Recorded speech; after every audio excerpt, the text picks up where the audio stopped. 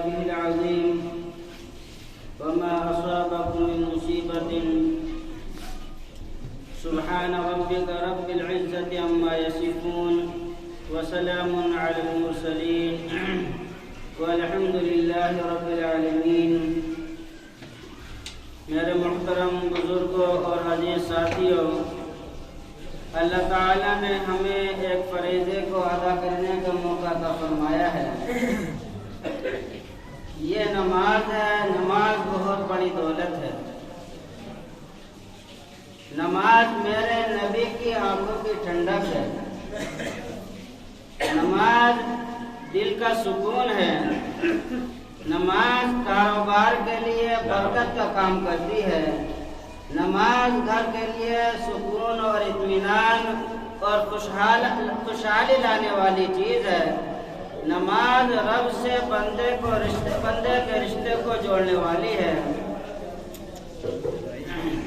نمازی کے ذریعے سے بندہ اپنے رب سے رشتے کو، تعلقات کو جوڑ لیتا ہے، اور اگر یہی بندہ اپنے رب سے اعراض کرنے والا بن جائے، منہ پھیرنے والا بن جائے، نمازوں سے بے رخی کرنے والا بن جائے، نبی اکرم صلی اللہ علیہ وسلم کی سنتوں کو ٹالنے والا بن جائے، تو میرے رب نے قرآن مجید میں فرما دیا وَمَنْ عَارَضَ عَنْ ذِكْرِي، جو شخص بھی میرے ذکر سے اعراض کرے گا، جو شخص بھی میرے نام سے اعراض کرے گا، جو شخص بھی میری نمازوں سے دور بھاگے گا، جو شخص بھی میری مسجدوں سے الگ تھلگ رہے گا، جو شخص بھی میرے نبی کی زندگی کو چھوڑ کر اغیار اور دوسری قوم کی زندگی کو اختیار کرے گا، اللہ تعالیٰ فرماتا فَإِنَّ لَهُ مَعِيشَةً ضَنْكًا، تب میں اس کی روزی بھی تنگ کر دوں گا،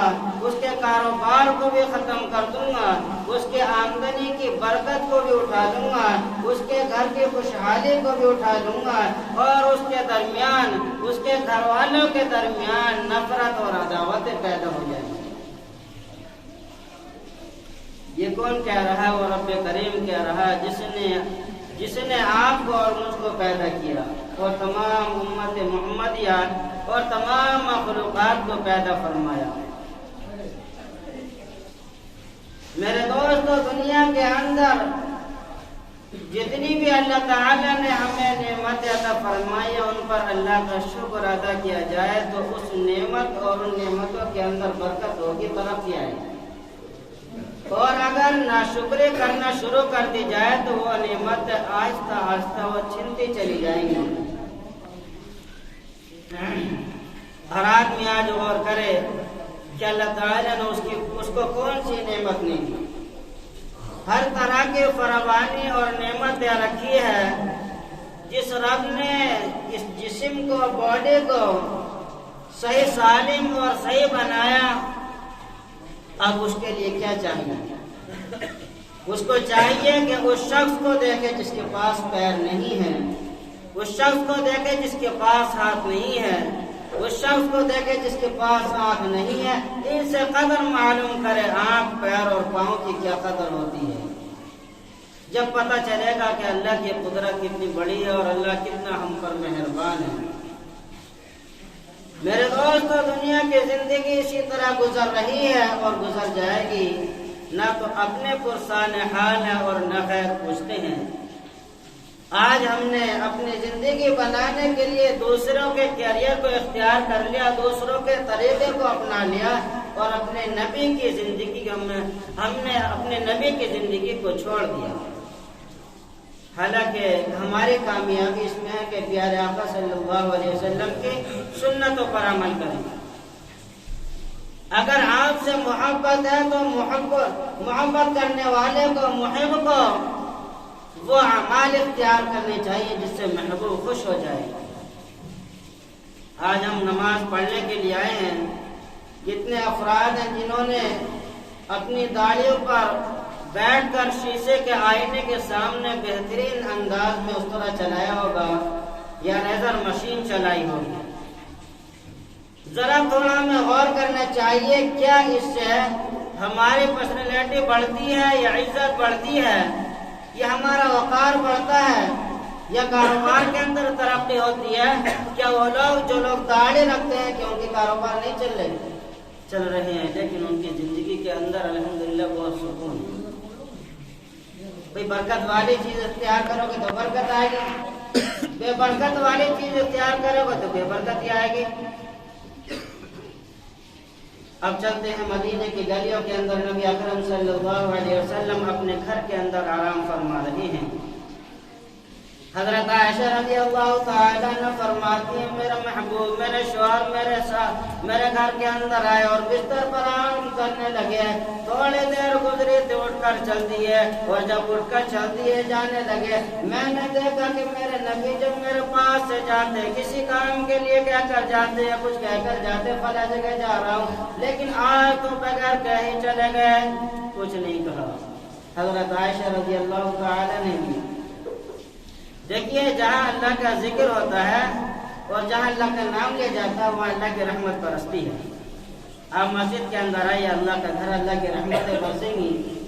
بہت سے آدمیوں کو یہاں سے بالکل بہترین نیند بھی آ جاتی ہے، سکون کی نیند بھی آتی ہے، لیکن جتنا وقت بھی ہم یہاں گزارے، پہلی بات تو ہمیں اللہ کے گھر میں آنے کی موقع بہت کم ملتا ہے۔ جتنے وقت گزارے ذکر کے اندر، اذکار کے اندر، الحمدللہ سبحان اللہ کہتے ہوئے، نبی اکرم صلی اللہ علیہ وسلم پر درود شریف پڑھتے ہوئے گزارے۔ حضرت عائشہ رضی اللہ تعالیٰ عنہ فرماتی ہیں کہ نبی اکرم صلی اللہ علیہ وسلم گھر سے نکل کر چل دیے، آپ صلی اللہ علیہ وسلم کے سرانے میں ایک لنگی رکھی ہوئی تھی، میں نے وہ اپنے اوپر ڈالی اور میں بھی آپ صلی اللہ علیہ وسلم کے پیچھے پیچھے چل دی۔ آپ صلی اللہ علیہ وسلم جنت البقیع میں تشریف لے گئے قبرستان میں، وہاں جا کر اللہ سے دعا کرنے لگے، اللہ کے سامنے اور رونے گڑگڑانے لگے، اللہ کے سامنے آنسو بہانے لگے۔ حضرت عائشہ رضی اللہ تعالیٰ عنہ فرماتی ہیں مجھے آپ صلی اللہ علیہ وسلم کے رونے پر بہت زیادہ ترس آیا، میں نے کہا اللہ کے نبی صلی اللہ علیہ وسلم گھر چلیے۔ پیارے آقا صلی اللہ علیہ وسلم نے فرمایا کون ہے، کس نے مجھے آواز دی؟ حضرت عائشہ فرماتی ہے میں نے پھر کہا میں عائشہ ہوں۔ نبی اکرم صلی اللہ علیہ وسلم نے فرمایا کون عائشہ؟ حضرت عائشہ فرماتی ہے میں نے کہا اللہ کے نبی میں صدیق کی بیٹی ہوں۔ رحمت والے نبی نے کہا کون صدیق؟ حضرت عائشہ فرماتی ہے میرے دل کے اندر خیال آیا کہ نہ مجھے پہچانتے نہ میرے باپ کو پہچانتے، آپ پر کتنا غم پڑا ہوا ہے۔ کہاں تو غار یار صدیق اکبر کی گود میں سر رکھ کر آپ صلی اللہ علیہ وسلم غار کے اندر رہے، غار سور کے اندر، اور گھر کے اندر میری گود میں سر رکھا۔ آج نہ گھر کی گود کو پہچانتے نہ غار کی گود کو پہچان رہے ہیں۔ حضرت عائشہ رضی اللہ تعالیٰ عنہ فرماتی ہیں کہ میں گھر آ گئی اور جو میرے اوپر لنگی رکھی ہوئی تھی وہ بالکل بھیگ گئی اور تر ہو چکی تھی، اتنی بارش پڑ رہی تھی۔ نبی اکرم صلی اللہ علیہ وسلم تھوڑی دیر کے بعد گھر کے اندر آئے۔ حضرت عائشہ غصے ہو کے بیٹھ گئی، ناراض ہو گئی، جیسے کہ آج کل کے دور میں اگر بیوی کو تھوڑا سا کچھ کہہ دو اور وہ ناراض ہو کر ایک سائڈ پہ بیٹھ جاتی ہے، سمٹ کر بیٹھ جاتی ہے، نہ دیکھتی ہے نہ بولتی ہے، اسی طرح حضرت عائشہ رضی اللہ تعالیٰ عنہ بیٹھ گئی، لیکن وہ پاکیزہ بیویاں تھیں آپ صلی اللہ علیہ وسلم کی، آج کے دور کی عورتوں کی طرح نہیں۔ نبی اکرم صلی اللہ علیہ وسلم تشریف لائے، دیکھا صدیقہ حضرت عائشہ بیٹھی ہوئی ہیں۔ نبی اکرم صلی اللہ علیہ وسلم نے فرمایا اے عائشہ تم کیوں بیٹھ گئی، تم کیوں جا گئی؟ حضرت عائشہ فرمانے لگی، عرض کرنے لگی میں نہیں بولتی آپ سے، میں بات نہیں کرنا چاہتی۔ کیا ہوا کہ جب ابھی آپ گھر سے تشریف لے گئے میں بھی آپ کے پیچھے گئی، اور میں جب آپ رو رہے تھے اللہ سے دعا کر رہے تھے میں نے آپ کو پکارا، آپ نے مجھے بھی پہچاننے سے انکار کر دیا، میرے باپ کو بھی صدیق اکبر کو بھی پہچاننے سے انکار کر دیا۔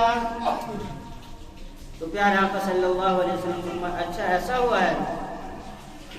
حضرت عائشہ نے کہا دیکھو یہ لنگی جو ہے یہ بھیگی ہوئی ہے، اتنی بارش پڑ رہی تھی، میں تو آپ کو بلانے کے لیے دیکھ بھال کے لیے گئی تھی تاکہ آپ جلدی گھر آ جائیں۔ نبی اکرم صلی اللہ علیہ وسلم نے فرمایا کہ مجھے تو کہیں بارش نظر نہیں آئی، میرے کپڑے بھی بالکل سوکھے ہیں۔ حضرت عائشہ رضی اللہ تعالی عنہا نے اس طرح کپڑے چھو کر دیکھا تو بالکل سوکھے تھے۔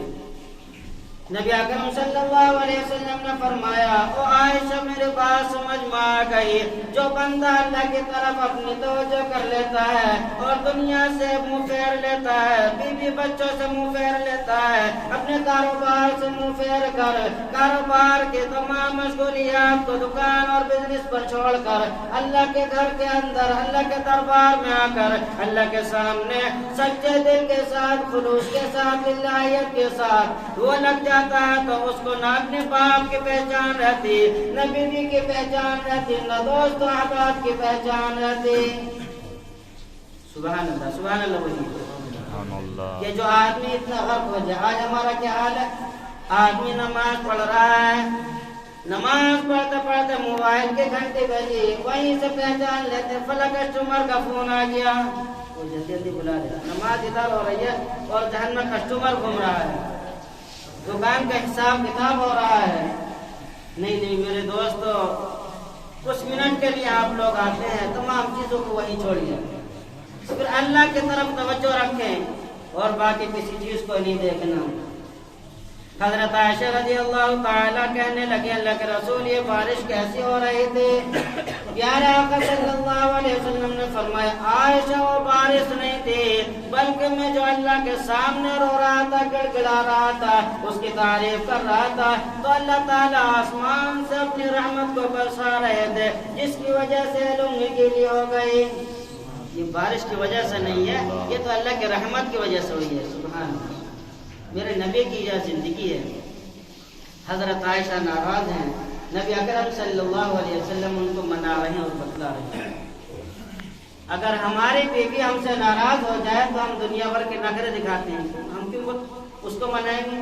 ہم تو مرد ہیں میرے دوستو، جتنے بھی مرد ہیں باہر تو بہت بولتے ہیں، سڑکوں پر، کاروبار میں، بزنس میں، چار ساتھیوں میں، بیاہ شادی میں، لیکن گھر کے اندر کسی کی نہیں چلتی۔ اللہ کے فضل و کرم سے ہم جیسے ہیں صحیح ہیں، لیکن گھر میں کسی کی نہیں چلتی، چاہے کتنے اونچا منتری ہو، کتنے بڑا آدمی ہو، گھر کے اندر وہ بھی فیل ہو جاتا ہے۔ تو اپنے گھر کے ماحول کو درست کرو میرے دوستو، زندگی بہت کم ہے، جتنا وقت اپنے کاروبار کو دے دو اپنا بیوی بچوں کو دو، جتنا وقت اپنے دوست کے پاس گپ شپ میں لگاتے ہو اپنے بیوی بچوں کو دے دو، وہ بھی تم سے محبت کریں گے اگر تم وقت دو گے۔ تو یاد رکھنا ایک دن ایسا آئے گا اگر تم نے بچوں کو وقت نہیں دیا، اس بزنس اور کاروبار میں لگے ہیں، صبح کو ڈیوٹی پر آئے، ڈیوٹی کی پھر اپنا فارغ ہوئے گھر چلے گئے، گھر جا کر بھی لیپ ٹاپ پہ موبائل پر کام چل رہا ہے، بھی بچے کیا کر رہے ہیں کچھ پتہ نہیں ہے، سب کو گیم تھما دیا آتا ہے۔ کیا ایمان والے بچے گیم کھیلنے کے لیے دنیا کے اندر آئے؟ جب وہی بچہ گیم کھیلتے کھیلتے بڑا ہو جاتا ہے تو کہتے ہیں بچہ بات نہیں مانتا، ہماری بات نہیں سنتا، ہمارے کنٹرول کے اندر نہیں ہے، ہمارے سننے کو نہیں چاہتا، کوئی تعویذ ایسے دیتا جس سے بات بن جائے۔ تعویذ مانگتے ہیں، وہاں کوئی تعویذ کام نہیں کرنے والا۔ تربیت کی ضرورت تھی، جہاں میں پانی دینا ہے وہاں صرف ہم کھاد ڈال دیں تو جل جائے گا پیڑ پودا، کوئی بھی فصل جل جائے گی۔ اسی طرح بچوں کو ہم گیم کھلائیں گے تو ان کی زندگی گویا کہ ہم جلا رہے ہیں۔ اگر ان کو بنانا ہے اپنا فرمانبردار تو ان کو دینی تعلیم دینی پڑے گی، نبی اکرم صلی اللہ علیہ وسلم کے طریقے ان کی زندگی میں اتارنے پڑیں گے۔ اپنے موبائل کا وقت چھوڑ کر ان کو وقت دو، بھائی وہ تمہاری زندگی ہے، تم ان کی زندگی ہو۔ ان کو وقت کب دو گے؟ جب قبر کے اندر چلے جاؤ گے۔ باپ کا جنازہ پڑا ہوا ہے، سب سے پہلا بچہ اس کے پیدا ہوا تو اس نے اس کو وکیل بنا دیا کہ ذہن کا تیز ہے، مائنڈ کا تیز ہے، اچھا بنے گا، بہترین کمائے گا، کھائے گا۔ دوسرا بچہ پیدا ہوا، اس کو پروفیسر بنا دیا، کوئی دوسرے ڈگری دلا دی کہ ذہن کا اچھا ہے۔ تیسرا بچہ لنگڑا لولا پیدا ہوا، پوچھا کہ اس کا کیا کیا جائے، یہ تو نہ پروفیسر نہ وکیل بن سکتا ہے۔ ایک دوست نے مشورہ دیا کہ اس کو مدرسے کے اندر ڈال دو، حافظ قرآن بن جائے گا۔ بہترین کوالٹی کی جو چیز تھی تم نے ادھر سپلائی کر دی اور جو مٹیریل خراب ہے ادھر سپلائی کر رہی ہے۔ جب باپ کا انتقال ہو گیا، 3 بچے اس نے چھوڑے، वकील साहब से कहा आइए थोड़ा जनाजा अपने वालिद को पढ़ा दीजिए। इसने बड़ी मेहनत मुशक्कत करके आपको वकील बनाया। वो कहता मुझसे नहीं पढ़ाया जाए, मेरे बस के काम नहीं है। भाई तुम्हारे बाप ने तुम्हारे लिए इतनी मेहनत मुशक्कत की है, जब तुम 4 तकबीर बाप के जनाजे पर खड़े होकर नहीं कह सकते तो उतनी मेहनत करने का क्या फायदा। दूसरे से कहा प्रोफेसर साहब आप आ जाइए नमाज पढ़ा दीजिए। वो कहने लगा मेरे बस की नहीं है, मैं इस काम को नहीं कर सकता। जिसकी कोई हकीकत नहीं थी, जिसको हमने लंगड़ा समझा था, जिसको मदरसे में पढ़ाया, हाफिज कुरान बनाया, अब वो मजमा चाहिए तो हुआ रहा कि मेरे बाप का जनाजा लाओ मैं खुद पढ़ा, कि मेरा बाप का जनाजा लाओ मैं खुद पढ़ाता हूँ। और जब बेटा अपने बाप की नमाज जनाजा पढ़ेगा और जिस दुख और दर्द के साथ पढ़ेगा, फरमाया कि अगर एक आंसू भी उसका वहां बह गया तो उस बाप की मगफिरत के लिए एक आंसू ही काफी है। एक मर्तबा बसरा के अंदर इमाम बशीर रहमतुल्लाह अलैह रात के अंदर 3 बजे का वक्त है, अल्लाह के सामने रो रहे हैं, गिड़गिड़ा रहे हैं। एक आदमी नीचे से गुजर कर जा रहा था, एक आंसू का कतरा उनका उसकी पगड़ी पर गिरा। उसने कहा कौन बदतमीज आदमी है, इतनी रात में ऊपर से पानी गिरा रहा है। हजरत इमाम हसन बशीर रहमतुल्लाह अलैह ने सुना और कहने लगे मेरे भाई ये कोई पानी नहीं है, ये तो आग का आंसू है। एक आंसू भी अगर अल्लाह के दरबार में कबूल हो जाए तो सारे जहन्नम की आग को बुझा कर रख देगा। एक आंसू भी अगर बह जाए अल्लाह के डर खौफ से तो सारी जिंदगी बन जाएगी। वो शख्स दौड़ता हुआ अपने घर के अंदर गया और पगड़ी उतार कर अपनी बीवी को दी, अपनी बेटी और बेटियों से कहा मैं इसको अलमारी के शेल्फ की बड़ा जगह रख रहा हूँ, अगर मेरा इंतकाल हो जाए तो मेरा कफन इसी कपड़े से इसी पगड़ी से दे दिया जाए। अल्लाह ताला पूछेगा वो बुढ़े और मेरे बंदे दुनिया से क्या लेकर आया, दुनिया में क्या करके आया। तो मैं कहूँगा अल्लाह तेरा एक बंदा हसन बसरी रात के अंदर रो रहा था, उसके आंसू का एक कतरा मेरे पगड़ी पर गिरा, मैं वही कफन तेरे सामने लेकर आया हूँ। अगर तूने उस आंसू को कबूल कर लिया तो उसी के सदके में मेरी मगफिरत कर दे। सुभान अल्लाह। देखिए अगर इल्म के कदर हो और इल्म वालों के कदर हो तो इंशाल्लाह जिंदगी मुश्किल नहीं है, बहुत आसान जिंदगी है। अगर वही चीज हमने उसी की कदर नहीं की। उलमा इकराम बयान फरमाते हैं या तो तालिब इल्म बन, कुरान पढ़ने वाला बन, हदीस पढ़ने वाला बन। और पढ़ने की कोई उम्र नहीं है, ये मत समझ लेना हम बूढ़े हो गए तो पढ़ नहीं सकते। वक्त निकालो आ जाओ, अल्लाह ताला ने रास्ते खोल दिए। नमाज नहीं आती अल्लाह के रास्ते में निकल जाओ, जब तक नमाज ना आवे नमाज आ जाए तो वापस आ जाओ। नमाज के अंदर फिर गफलत हो गई फिर दोबारा चले जाओ। अल्लाह ताला ने तुम्हें 2 मदरसे दिए हैं, एक अपना मदरसा जहाँ बच्चे पढ़ते हैं, एक बूढ़े को मदरसा जहाँ अपने घर को छोड़ना पड़ता है। फरमाया या तो नबी अकरम सल्लल्लाहु अलैहि वसल्लम ने फरमाया तो तालिब इल्म बन, या इल्म हासिल करने वाला बन जा। दूसरे नंबर फरमाया या इल्म को सुनने वाला बन। तीसरे नंबर फरमाया उलमा से मोहब्बत करने वाला बन, उलमा के पास बैठने वाला बन। याद उलमा के पास बैठने वाला बन। याद रखना उलमा से नफरत ना करना। अगर नफरत करना तुमने शुरू कर दी तो याद रखना दुनिया से इस तरह खत्म कर दिए जाओगे जिस तरह आटे में से बाल निकाल कर फेंक दिया जाता है। भाई जिस कौम को देखना भी सवाब हो, क्या हम उससे नफरत करेंगे तो सही सालिम रह सकेगी नहीं। नबी अकरम सल्लल्लाहु अलैहि वसल्लम ने फरमाया या तो उलमा से मोहब्बत करने वाला बन। चौथे नंबर पर फरमाया या तो उलमा की देखभाल करने वाला बन, उलमा के सेहत खाई करने वाला बन, उनकी मदद नुसरत करने वाला बन।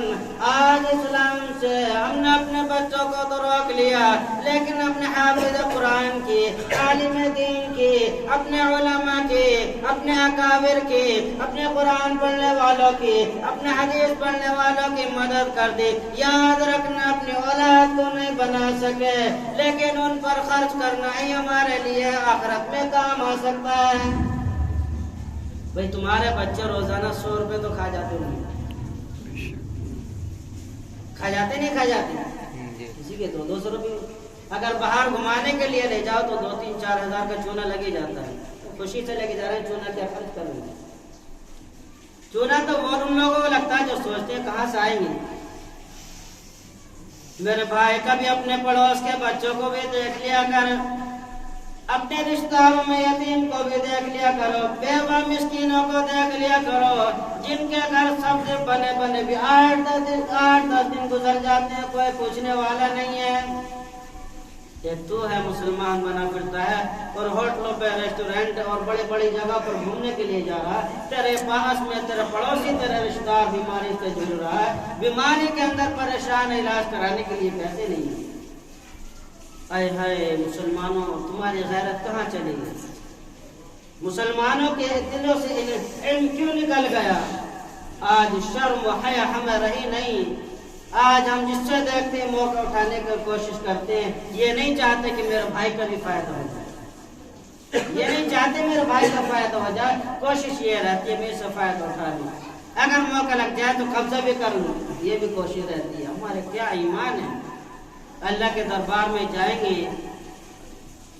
میرے دوست یاد رکھنا، آخری بات آپ سے کہہ رہا ہوں اور بات ختم کروں گا، دنیا میں رہتے ہوئے رہتے رہو، لیکن یاد رکھنا جب دنیا سے رخصت ہو، کسی کا دل دھوکا کر نہ جانا، کسی کو تکلیف پہنچا کر نہ جانا۔ مرنے کے بعد جنازہ پڑھو تو کوئی یہ نہ کہہ دے کہ اس نے میرا دل دکھایا تھا، کوئی یہ نہ کہہ دے اس نے فلاں وقت پر مجھے دھوکا دیا تھا، کوئی یہ نہ کہہ دے اس نے فلاں وقت پر مجھے پریشان کیا تھا، کوئی یہ نہ کہہ دے اس نے فلاں وقت پر میری پریشانی کے اندر 4 چاند لگا دیے تھے۔ تو دنیا سے رخصت ہونا اس حال میں کہ اپنے بھی راضی ہو اور رب کریم بھی راضی ہو، اور جب دنیا سے رخصت ہو اس حال میں کہ قیامت کے دن رب کے سامنے جانا ہو تو اللہ تعالیٰ یہ نہ پوچھ لے اے میرے بندے تو دنیا سے آیا ہے، فلاں بندے کا حق مانگ کر کیوں آیا ہے، فلاں بندے کا مال چھین کر کیوں آیا ہے، فلاں بندے کی عزت کو لٹا کر کیوں آیا ہے۔ ایک مسلمان کی عزت دوسرے مسلمان کے لیے کعبے سے کہیں زیادہ محترم اور احترام والی ہے۔ میرے دوستو، علم سیکھو اور قدر کرو، پیارے آقا صلی اللہ علیہ وسلم کی زندگی کے اندر برکت اور خیر ہے، اسی کے اندر ہماری کامیابی ہے۔ اللہ تعالیٰ مجھے بھی اور سب کو ان باتوں پر عمل کرنے کی توفیق مرحمت فرمائے اور پیارے آقا صلی اللہ علیہ وسلم سے سچی محبت اور سچا عشق عطا فرمائے، آمین۔ وما علینا الا البلاغ۔